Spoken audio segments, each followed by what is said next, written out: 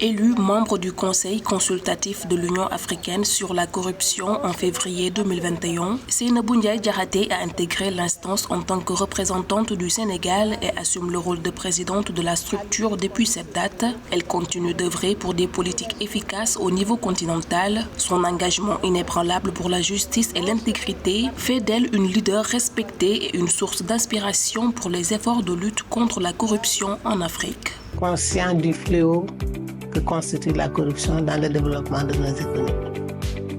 Donc, un traité appelé Convention de l'Union africaine contre la corruption a été créé et l'article 22 de cette convention prévoit la mise en place d'un organe chargé donc de mettre en œuvre les recommandations et les dispositions de ce traité. C'est donc en vertu des pouvoirs conférés par cet article que ce conseil a été mis en place. Et nous avons pensé au niveau du conseil qu'il fallait travailler en étroite collaboration avec les communautés économiques régionales qui sont plus proches des populations.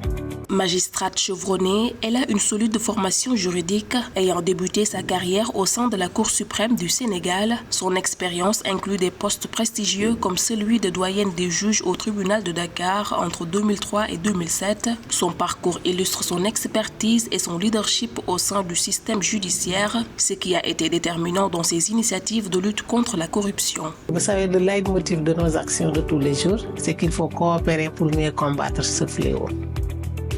Les auteurs de corruption, les auteurs de blanchiment, les auteurs d'infractions connexes et assimilées se liguent, sont ensemble pour commettre leurs forfaits. Pour les combattre, il faut également qu'on soit ensemble. En tant qu'ancienne présidente de l'Office national de lutte contre la fraude et la corruption au Sénégal, Seynabou Ndiaye Diakhaté a été un moteur dans l'élaboration de stratégies et de politiques visant à enrayer la corruption dans le pays de l'Afrique de l'Ouest. Et conformément aux directives des plus hautes autorités de ce pays, il était important de mettre en place une stratégie nationale.